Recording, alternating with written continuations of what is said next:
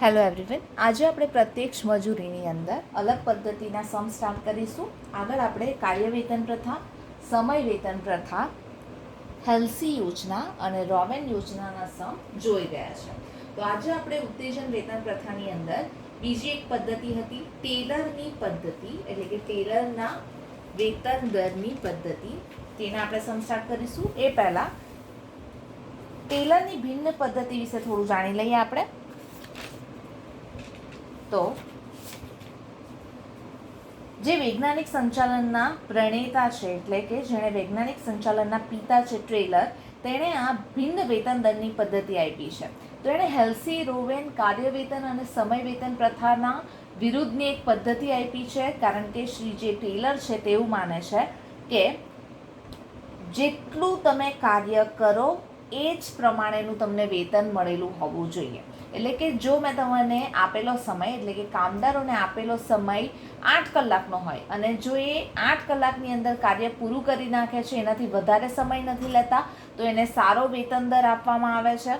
અને જો જેટલું પ્રમાણ કાર્ય હોય એના કરતાં, એટલે કે મેં તમને 8 કલાકનો સમય આપ્યો અને તમે એટલા કલાકમાં કાર્ય પૂરું નથી કરતા, તો તમને નીચો વેતન દર મળવો જોઈએ. એટલે કે ટેલર શું કહેવા માંગે છે કે જે પ્રમાણ કાર્ય નથી કરતો કામદાર, તેના માટે નીચો દર રાખવો જોઈએ, અને જે કામદાર જેટલો સમય આપ્યો છે તેના કરતાં વધારે કામ કરે છે અથવા તો વધારે ઉત્પાદન કરે છે તે વ્યક્તિને ઊંચો વેતન દર આપવાનો રહેશે. આ પદ્ધતિની અંદર અલગ બોનસ આપવાની જરૂર રહેતી નથી. બરાબર. તો ટેલરની ભિન્ન પદ્ધતિનું એક એક્ઝામ્પલ સોલ્વ કરીશું એટલે તમને વધારે આઈડિયા આવશે. તો આપણે હવે એ સ્ટાર્ટ કરીએ. સમ આપણે લખી દીધો છે અહીંયા કે નીચેની વિગતો પરથી ટેલરની ભિન્ન વેતન દર પદ્ધતિ મુજબ ક્ષ અને ય કામદારોનું કુલ વેતન તથા એકમ દીઠ મજૂરીની પડતર શોધો. એટલે બે વસ્તુ તમારે ફાઇન્ડ આઉટ કરવાની છે. એક તો કામદારોનું વેતન, અને કામદારો કેટલા છે? 2, ક્ષ અને ય, અને સાથે સાથે તમારે શોધવાનું છે એકમ દીઠ મજૂરી પડતરનો દર. નીચે તમને પ્રમાણ સમય, એટલે આપણે બીજું નામ શું કીધું છે? આપેલો સમય આપ્યો છે 100 એકમો દર કલાકે આપ્યો છે, એટલે કે 1 કલાકના 100 એકમો આપ્યા છે. સામાન્ય સમય દર આપ્યો છે ₹2 દર કલાકનો, એટલે 1 કલાકનો દર કેટલા રૂપિયા છે? ₹2 છે. નીચે તમને ભિન્ન વેતન દર આપ્યો છે કે પ્રમાણિત કામથી નીચા ઉત્પાદન માટે કાર્ય વેતનના 80%, એટલે કે જો કામદાર જેટલો સમય એમને આપ્યો છે તેટલા સમયની અંદર કાર્ય પૂરું નથી કરતા, તો એમને જેટલું વેતન મળે તે પૂરેપૂરું 100% નહીં મળશે. કેટલા ટકા મળશે? 80% મળશે.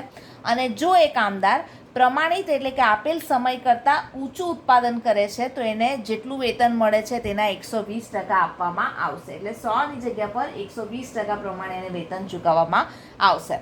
નીચે કીધું છે તમને કે કોઈ એક જ 8 કલાકના દિવસમાં ક્ષ એ 700 એકમો અને ય એ 900 એકમોનું ઉત્પાદન કર્યું હતું. એટલે બંને કામદારોનું અલગ અલગ ઉત્પાદન પણ તમને દાખલાની અંદર આપી દેવામાં આવ્યું છે. તો આપણે પહેલાં ક્ષનું વેતન શોધીએ કે એ પ્રમાણિત કામથી ઊંચું ઉત્પાદન કરે છે કે પ્રમાણિત કામથી નીચું ઉત્પાદન કરે છે. પહેલાં એ શોધશું કે ક્ષ કેટલા કલાક કામ કરે છે અને કેટલું ઉત્પાદન કરે છે. એના પરથી ડિસાઇડ થશે કે એના પર ફર્સ્ટ પોઈન્ટ લાગુ પડશે કે સેકન્ડ પોઈન્ટ લાગુ પડશે, કે એ પ્રમાણિત કામથી નીચું ઉત્પાદન કરે છે કે પ્રમાણિત કામથી ઊંચું ઉત્પાદન કરે છે. એ પ્રમાણે એને શું ચૂકવવામાં આવશે? વેતન ચૂકવવામાં આવશે. તો સૌથી પહેલાં ડિસાઇડ કરવા માટે આપણે આજે 8 કલાકનો સમય આપ્યો છે અને ઉપર ફક્ત દર કલાકે કીધું છે, એટલે આપણે એને કન્વર્ટ કરવું પડશે એની અંદર. તો અહીંયા આપણે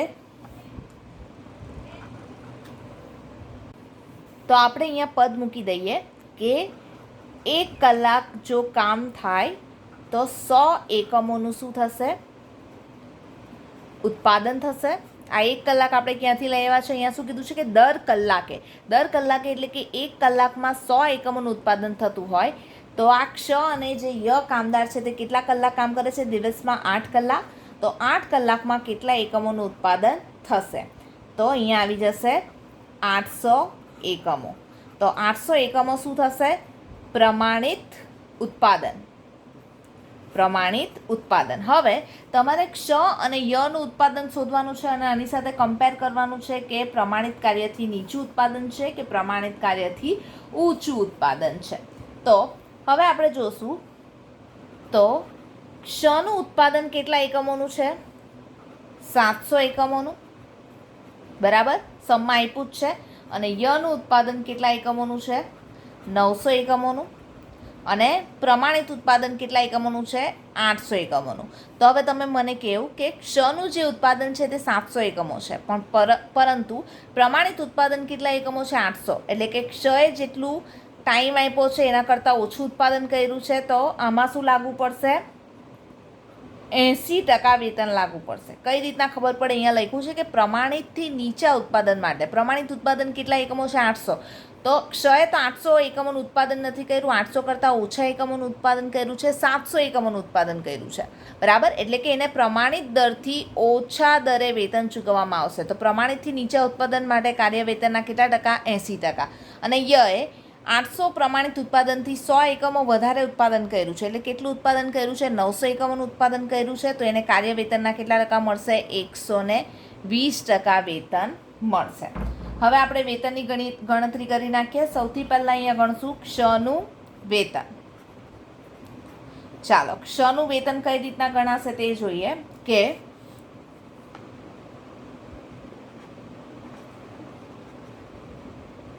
100 એકમોએ દર કેટલો છે? 2 રૂપિયા. જો 100 એકમ ઉત્પાદન થતું હોય તો કલાકના કેટલા રૂપિયા છે? 2 રૂપિયા. તો હવે ક્ષએ કેટલા એકમોનું ઉત્પાદન કર્યું છે? 700 એકમોએ ક્ષને કેટલું વેતન મળશે?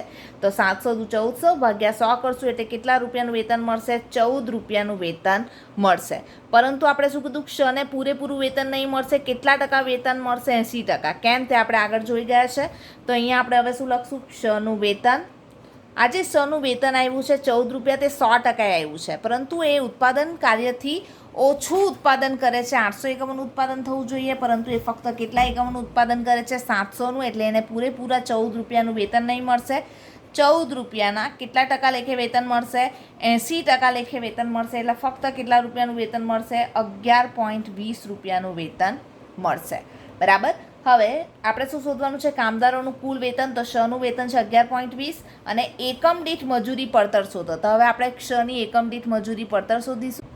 ક્ષની એકમ દીઠ મજૂરી પડતર શોધીશું. તો ક્ષનું વેતન કેટલું છે? 11.20 અને કેટલા એકમોએ? 700 એકમોએ. તો ક્ષની એકમ દીઠ મજૂરી કેટલી આવશે? 1.60 પૈસા. બરાબર છે. હવે બીજી રીતના જો આ તમારે પદ મૂકીને શોધવું હોય તો પણ તમે શોધી શકો. કઈ રીતના? તો 700 એકમોના જો 11.20 રૂપિયા વેતન થતું હોય તો આપણે અહીંયા એકમ દીઠ શોધવાની છે. એટલે કે એક એકમના કેટલા? એટલે 11.20 ગુણ્યા 1 ભાગ્યા 700 એઝ ઇટ ઇઝ ઉપરનું જ પદ પાછું આવી જશે. તો બંને રીતે તમે શોધી શકો છો. હવે આપણે સેકન્ડ પર શોધીએ યનું વેતન. ચાલો, યનું વેતન શોધવા માટે જેવી રીતના ક્ષનું શોધ્યું છે તેવી રીતના યનું શોધીશું. એના માટે શું પદ મૂકીશું? કે 100 એકમે વેતન દર કેટલો છે?